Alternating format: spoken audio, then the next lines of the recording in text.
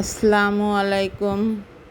Deer রান্নাঘরে সবাইকে জানাচ্ছি অনেক অনেক শুভেচ্ছা এবং ভালোবাসা। আজকে আপনাদের জন্য খুবই সহজভাবে একটা রেসিপি নিয়ে আসলাম, সেটা হলো গোশের কাবাব।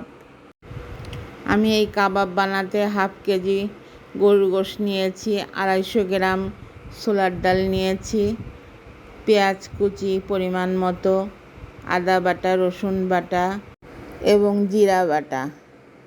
আস্ত মশলার ভিতরে দিয়েছি তেজপাতা কয়েকটা, দারচিনি কয়েকটা, এলাচি কয়েকটা আর শুকনা ঝাল কয়েকটা। শুকনা ঝালের গুঁড়াও আমি দিয়েছি এখানে 2 চা চামচ এবং পরিমাণ মতো লবণ।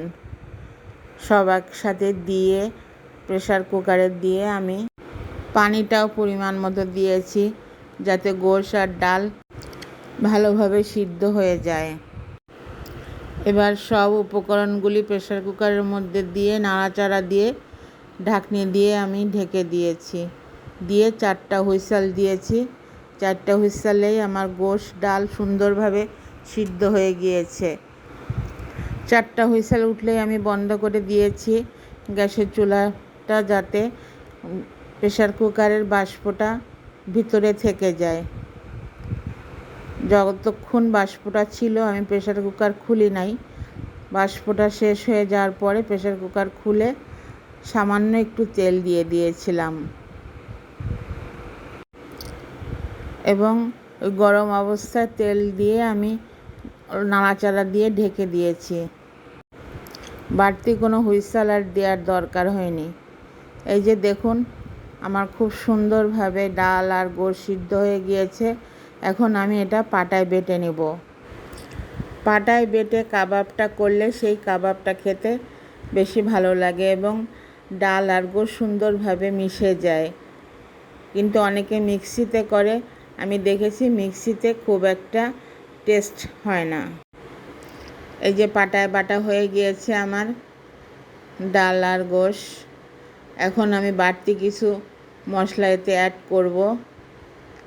কিছুটা গরম মশলার গুঁড়া দিলাম, 2টা ডিম দিলাম এবং পেঁয়াজ বেরেস্তা করে রেখে দিয়েছিলাম সেই পেঁয়াজ বেরেস্তা দিলাম, আর কিছুটা কাঁচা ঝাল কুচি এবং পরিমাণ মতো লবণ দিয়ে আমি পুরো মাংস আর ডাল বাটাটা ভালো করে মেখে নিলাম। খুব সুন্দর করে মাখাতে হবে যেন সব ইনগ্রিডিয়েন্টসগুলি ভালোভাবে মিশে যায়। সব উপকরণগুলি যত ভালোভাবে মাখানো হবে কাবাবগুলি খেতে ততটাই টেস্টি হবে। দেখুন, পেঁয়াজ বেরেস্তা, ডিম, লবণ, কাঁচা ঝাল, কিছুটা গরম মশলার গুঁড়া সব আমি সুন্দর করে আমি এই ইসের সাথে মাখিয়ে নিচ্ছি, গোশ আর ডালের সাথে এপিট ওপিট করে খুব সুন্দর করে মাখিয়ে নিয়ে কিছুক্ষণ রেস্টে রাখবো। 5 মিনিট মতো এভাবে রেখে দিলে তারপর আমি গোল আকৃতি করে করে কিছুটা ভেজে আপনাদেরকে দেখিয়ে দিব যে কতটা সুন্দর হয়েছে আমার গোশের কাবাব। কেউ গোশের টিকিয়াও বলতে পারেন, কেউ গোশের কাবাবও বলতে পারেন, যার যেটা ইচ্ছা, যে যেটা বলে অভ্যস্ত সেটাই বলতে পারেন। বলাতে কোনো হেরফের নাই, কিন্তু কাবাব যদি টেস্টি না হয় তখন কিন্তু খারাপ লাগবে। তবে আমি বলছি, ঠিক এই প্রসেসে আপনারা বানিয়ে খেয়ে দেখুন, অবশ্যই ভালো লাগবে, খারাপ লাগার প্রশ্নই আসে না। আজকে যারা প্রথম আমার ভিডিওটি দেখছেন, প্লিজ সাবস্ক্রাইব করে পাশের বেল ঘন্টিটা বাজিয়ে দিবেন। আর যারা পুরাতন দর্শক আছেন তারা অবশ্যই করে একটি লাইক দিয়ে দিবেন এবং কমেন্টস করবেন। দেখা শুরুর আগেই লাইকটা দিয়ে দিলে ভুল হয় না। দেখুন, আমি কাবাবগুলো গোল গোল আকৃতি করে এখন ভেজে আপনাদেরকে দেখিয়ে দিচ্ছি। আমার ভিডিওটি যারা দেখছেন, প্লিজ সবাইকে বলছি ডিয়া রান্নাঘরের পাশে থাকবেন এবং একটু সাপোর্ট করে চ্যানেলটাকে সামনের দিকে এগিয়ে নিতে সাহায্য করবেন। প্লিজ সবাইকে অনুরোধ করছি।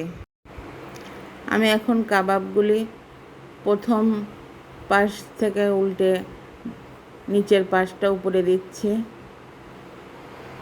এইভাবে লো ফ্লেম দিয়ে আস্তে আস্তে করে ভাজতে হবে, কারণ হাই ফ্লেম বা মিডিয়াম ফ্লেম দিলে তাড়াতাড়ি ভাজা হয়ে যাবে, কিন্তু খেতে টেস্ট হবে না। কাবাবগুলি আস্তে আস্তে ভাজবেন এবং যত ফুলে উঠবে তত দেখতেও ভালো লাগবে, খেতেও ভালো লাগবে। আর লো ফ্লেম ছাড়া কাবাব কখনোই ফুলবে না। উপর থেকে হয়ে যাবে কিন্তু ভিতরে টেস্ট হবে না, যার জন্য লো ফ্লেম দিয়ে আস্তে আস্তে এভাবে ঘুরিয়ে ঘুরিয়ে ভাজতে হবে। সেম এই প্রসেসে টিকিয়া বা কাবাব বানিয়ে খেয়ে দেখুন, খেতে অসাধারণ লাগবে। দেখুন লো ফ্লেমে ভাজার জন্য খুব সুন্দরভাবে ফুলে উঠেছে কাবাবগুলো। আর যত ফুলে উঠবে ততই কাবাবগুলো খেতে টেস্টি হবে। আমার কাবাবগুলি ভাজা হয়ে গিয়েছে। এখন সার্ভিং প্লেটে উঠিয়ে আপনাদেরকে দেখিয়ে দিচ্ছি। দেখুন কতটা সুন্দর হয়েছে।